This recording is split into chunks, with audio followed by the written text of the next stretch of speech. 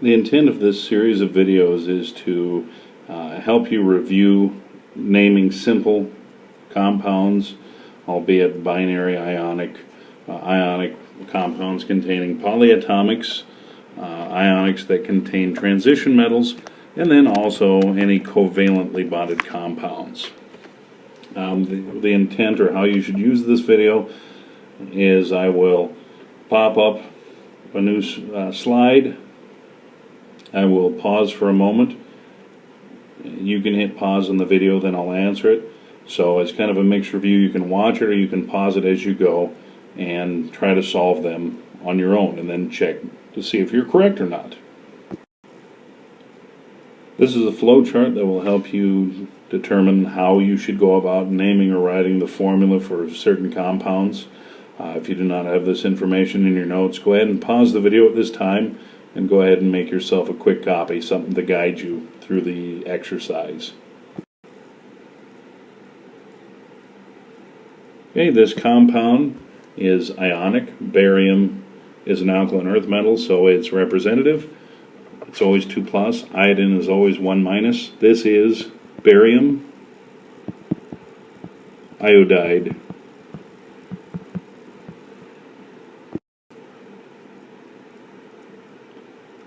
This compound is molecular, it's covalent.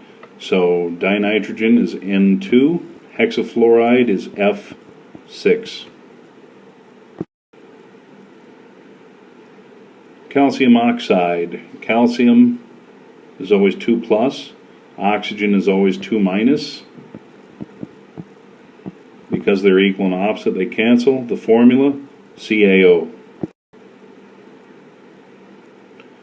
Tin 2 sulfate, tin, SN.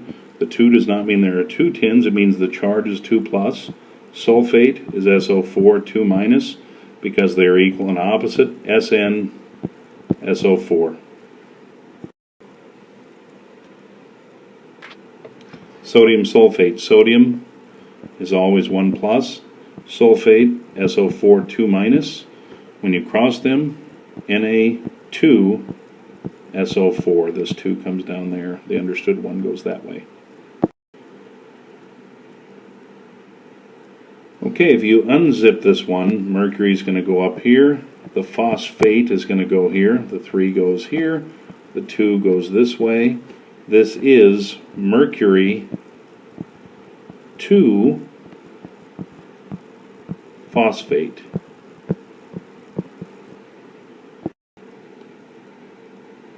Okay, we have another transition metal. Iron goes here, oxygen goes here, 2 goes up here, 3 goes over here. Iron 3 oxide. This compound is molecular. Diphosphorus.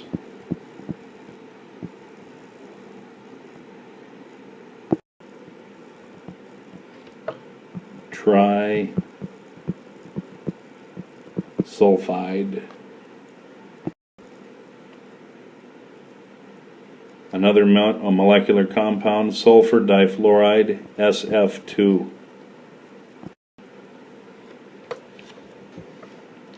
Okay, this is ionic. Gold is 1+ in this instance. Iodine or iodide is 1-. AuI. Tin 2 bromide. Tin 2+ in this instance. Bromide is 1-. SnBr2.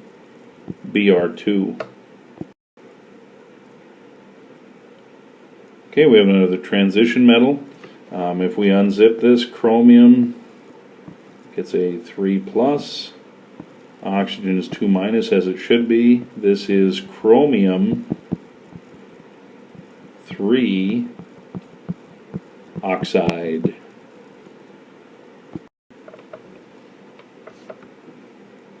Alright, iron 3 bromides. The charge of iron is 3+. Bromine is 1-. FeBr3.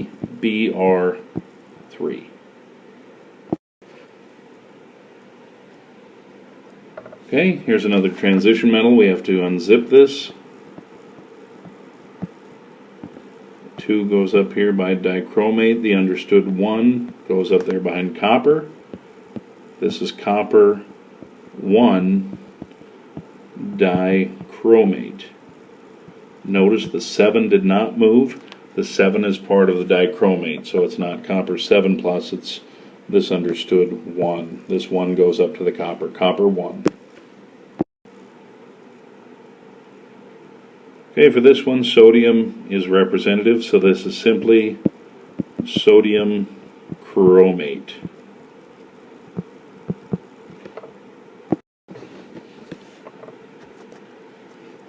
Okay, potassium is 1 plus, sulfate is SO4 2 minus, K2SO4.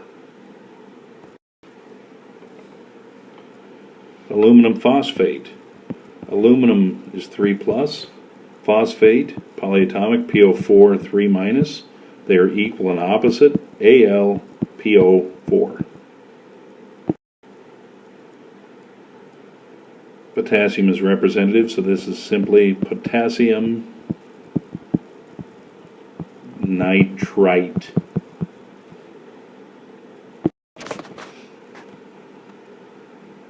Lead is a transition metal. If we unzip this, 2 comes up here, the 1 goes here, which is fine.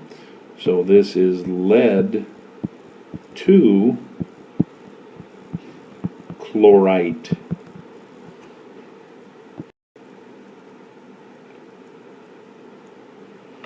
This one, you have a polyatomic cation that is ammonium. It's always 1 plus, oxygen is always 2 minus, so therefore this is ammonium oxide.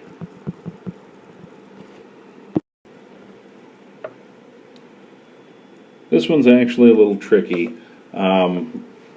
Mercury has a couple of different oxidation states. This happens to be a form of mercury actually called mercury 1. I'll show you how this works. Let's separate the compound. There's mercury. This is perchlorate. Okay, so this 2 comes up here. This 2 comes over here. But the thing you're going to notice is that perchlorate's charge is not 2 minus. Perchlorate's charge is 1 minus.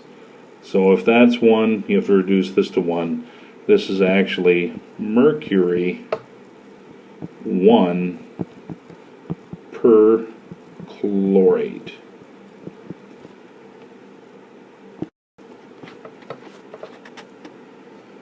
Alright, you've got aluminum, which is 3 plus. Permanganate is a polyatomic, MnO4, and it's 1 minus. So when you cross these, Al, and then permanganate has to go in parentheses with a 3. So this 3 goes down there, the 1 goes there. Aluminum permanganate. Molecular compound, so you simply name it. Carbon, you never use mono with the first one, so carbon tetrachloride. Carbon tetrachloride, 1 carbon, 4 chlorines. Okay, mercury is a transition metal, not representative. If you separate it, there's mercury, here's sulfur. Okay, there's a 1 that goes there, there's a 1 that goes here. This is not mercury 1, however, because sulfur's charge is not -1, it's -2. If you double that one, you must double the other one. This is mercury 2 sulfide.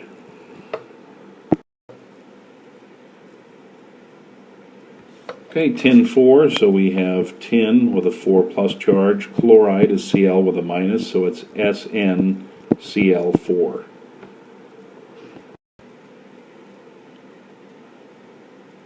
Okay, cobalt's a transition metal. So the 3 comes up here, the 1 goes over there. Bromine is -1, so we're good. This is cobalt 3 bromide.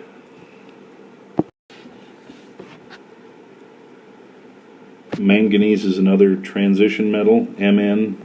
Oh, it goes over here, so we have a 1 minus and a 2 plus, except for oxygen charge isn't 2 minus, or excuse me, isn't 1 minus, it's 2 minus, so I have to double it. If I double that one, I must double the first one. So this is actually manganese 4 oxide. And if you think about it, it makes sense. Because, you know, if you were to write manganese 4 oxide, you may write it in this form. So Mn2O4. Notice they're both divisible by 2, so you would reduce them. It would be MnO2. So manganese 4 oxide, that's the formula. Alright, aluminum 3 plus. Perchlorate is ClO4 minus. Al ClO4 parentheses 3.